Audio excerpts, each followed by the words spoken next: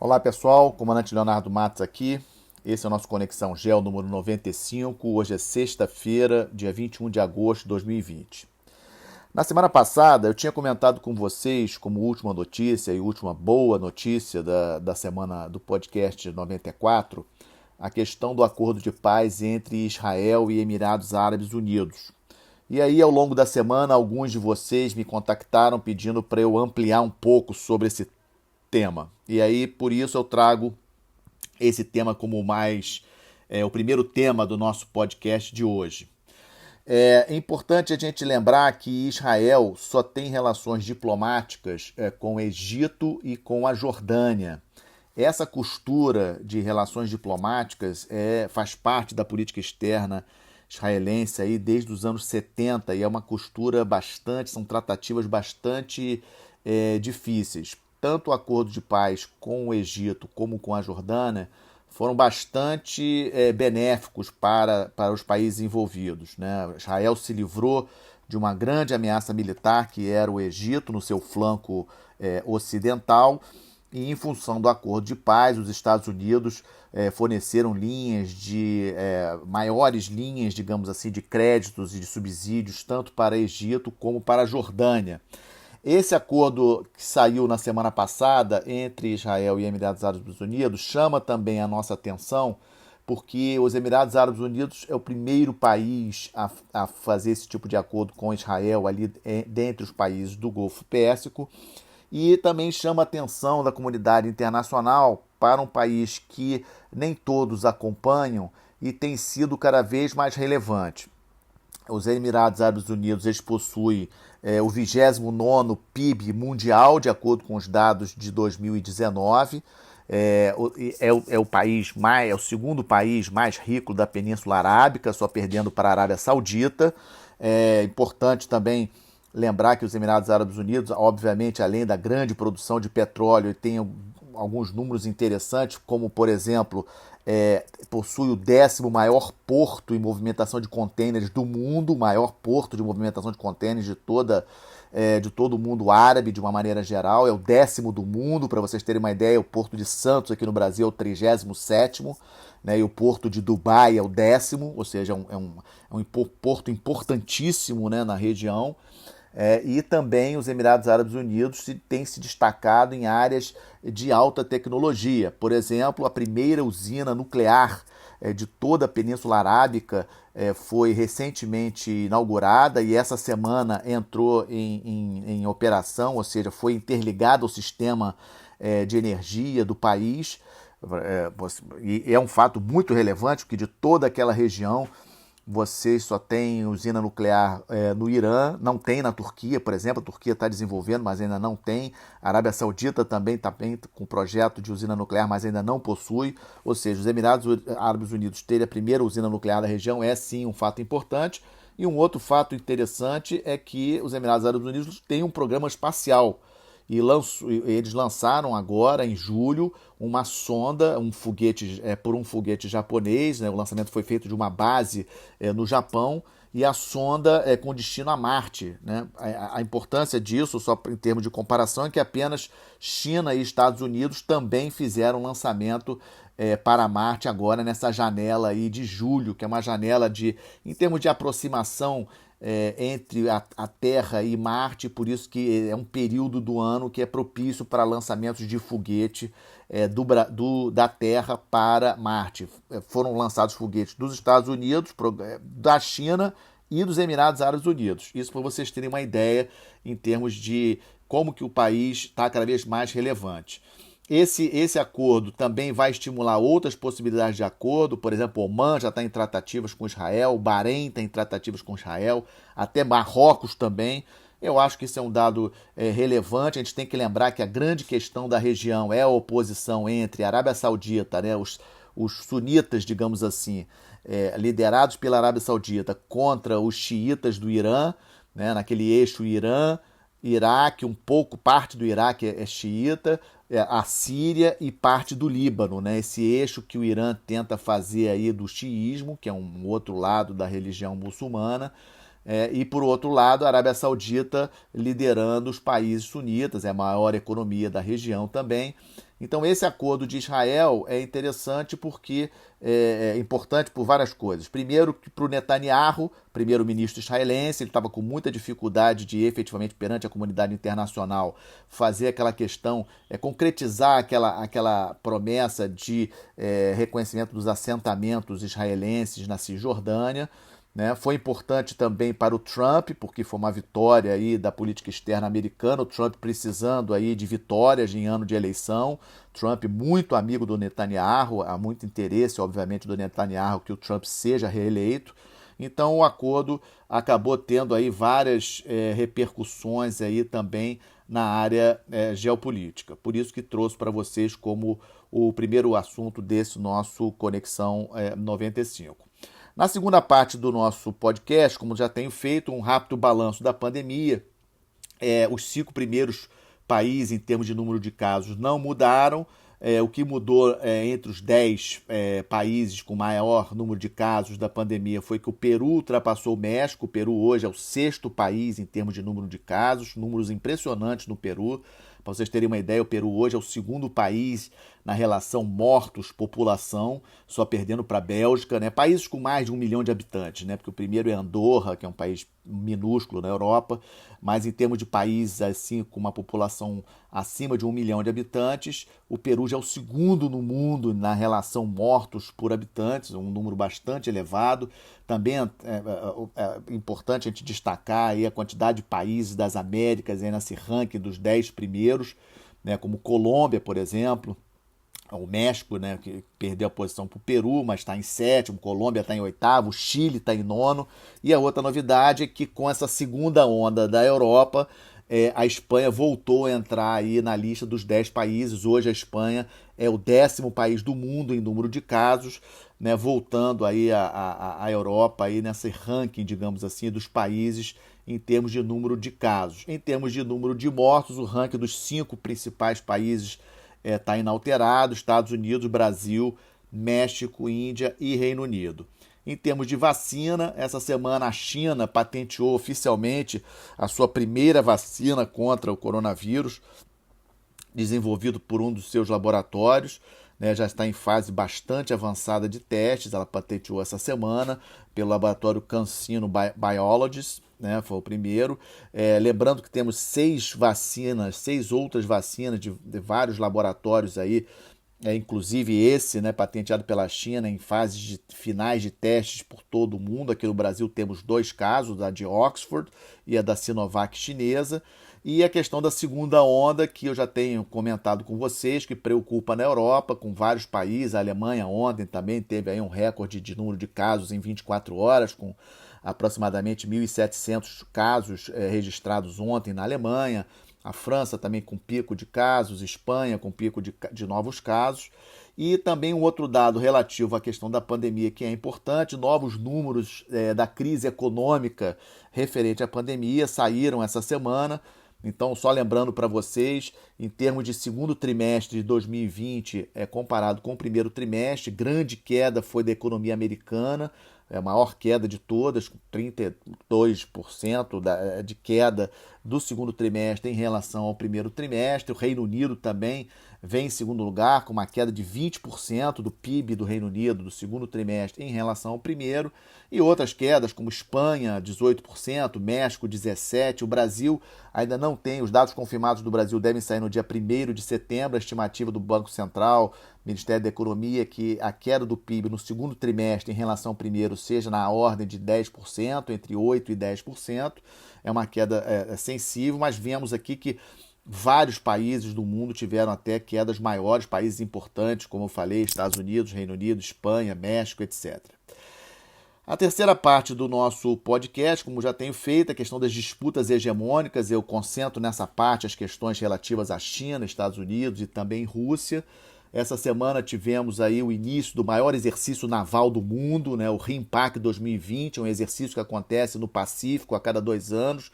ele é organizado pela Marinha Americana, normalmente ocorre em volta ali da região do Havaí, um exercício importantíssimo, mas esse ano, em função da pandemia, muitos protestos, inclusive, ali da população ali havaiana, né, não querendo que o exercício ocorresse, porque obviamente traz estrangeiros ali para o Havaí.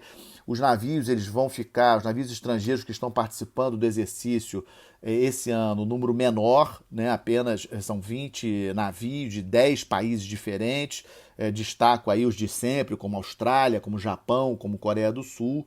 Nenhum país das Américas vai participar esse ano. O Chile e Peru têm uma tradição de eventualmente participar desse mega exercício do Pacífico, mas esse ano não enviaram navios, né? Mas destaco a presença aí que tem sido constante nesse exercício de Austrália, Canadá e Japão, Nova Zelândia, Coreia do Sul e os Estados Unidos capitaneando. O exercício irá até o dia 31 de agosto. Também dentro dessa questão das disputas hegemônicas, os Estados Unidos ontem suspendeu seu tratado de extradição com Hong Kong, né? Isso vai facilitar aí a possibilidade aí de habitantes de Hong Kong poderem fugir para os Estados Unidos e depois não serem obrigatoriamente extraditados de volta, caso o governo de Hong Kong assim deseja. Outros países da Europa já tinham feito o mesmo, como Reino Unido e Alemanha.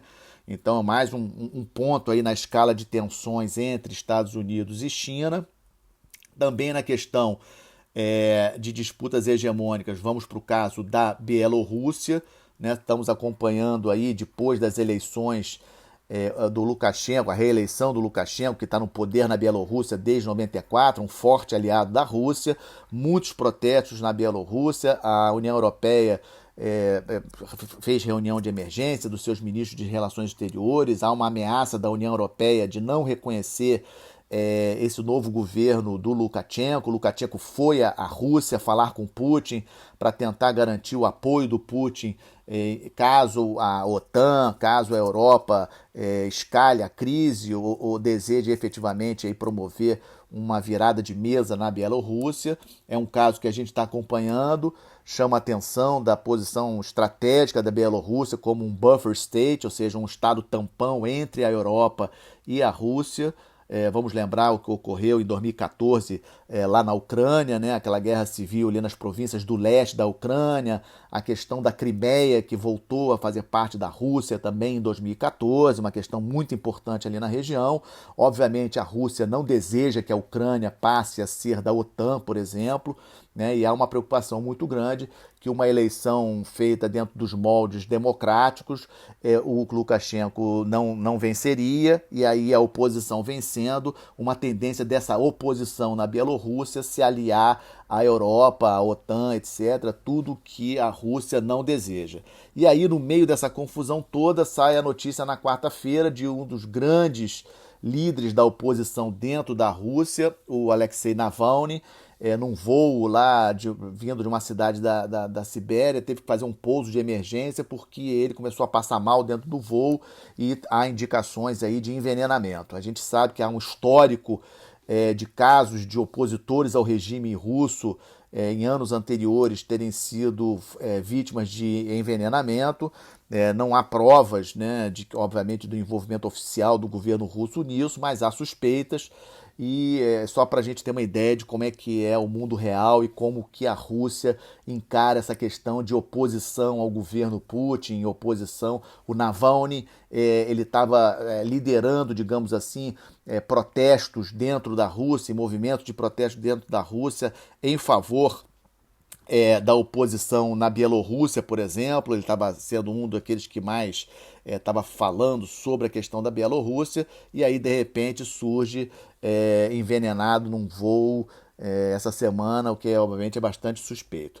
E também fechando esse terceiro quadro aí de disputas hegemônicas, obviamente um dado importante, a confirmação da candidatura do Biden e da Harris ontem, pelo Partido Democrata para as eleições de novembro. Eu já tenho falado bastante aqui que as eleições americanas é um dos eventos geopolíticos mais importantes de 2020. Os Estados Unidos, a maior economia do mundo, a maior potência militar do mundo, Então temos sim que acompanhar com lupa as eleições americanas e as possíveis desdobramentos, né, das eleições americanas em termos de um novo governo democrata a partir de janeiro ou a reeleição do Trump a partir de janeiro, quais seriam as repercussões nas diversas crises aí ao redor do mundo. Por isso que é um tema que temos já conversado aqui no podcast e continuarei conversando.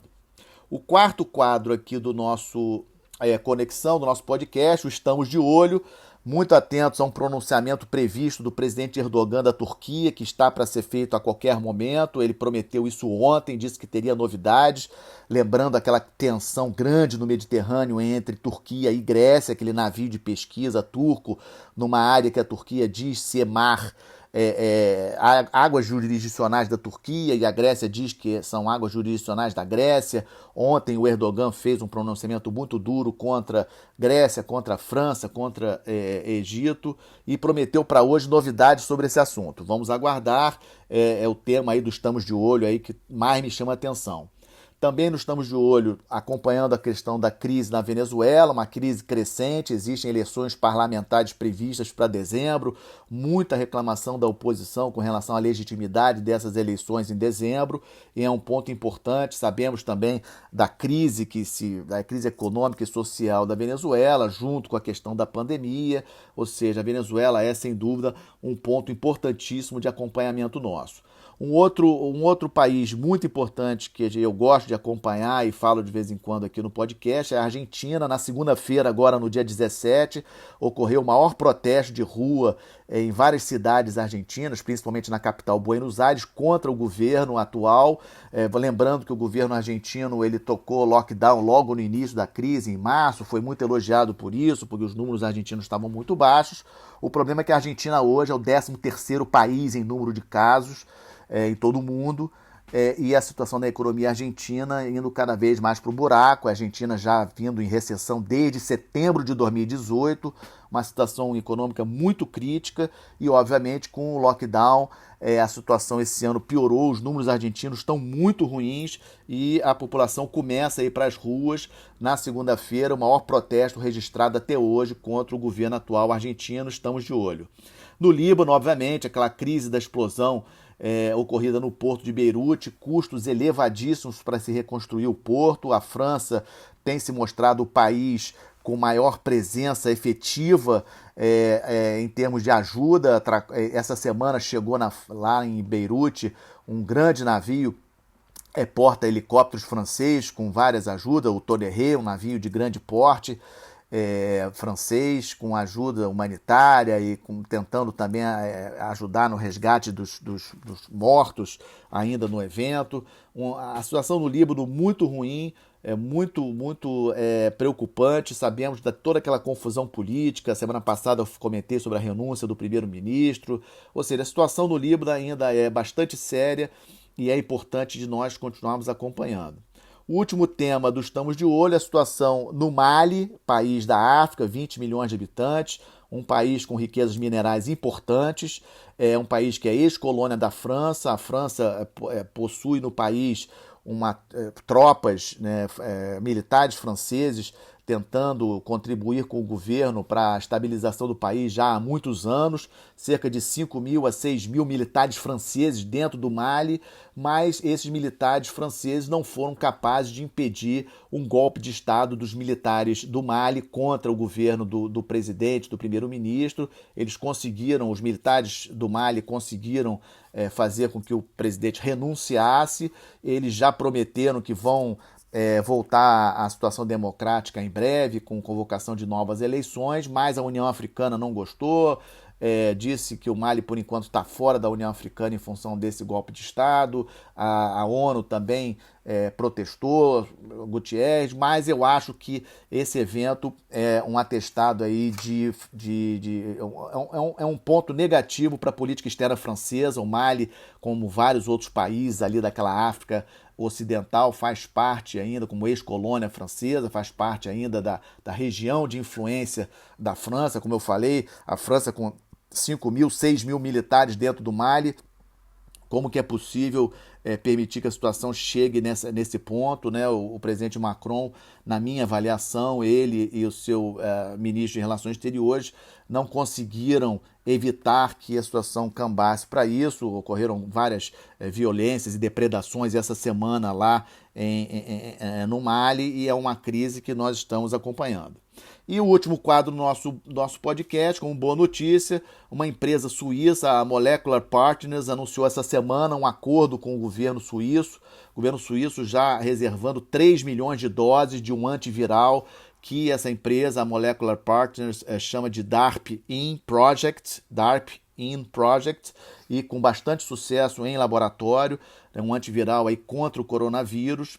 Os testes clínicos deverão ser feitos ainda este ano, ou seja, é assim uma boa notícia. Ainda sabemos o quanto aí a pandemia afeta o mundo todo, aí com números elevadíssimos ainda de mortos e casos, prejudicando a economia, e obviamente uma notícia como essa. Sabemos aí da tradição da Suíça em termos de laboratórios, em termos de química fina, né? Então, essa é a ótima notícia da semana, o desenvolvimento aí de um antiviral aparentemente aí eficaz contra o coronavírus. Então, esse foi o nosso Conexão Gel número 95. Agradeço a atenção de todos, um bom final de semana, uma boa semana, até a próxima sexta-feira. Obrigado.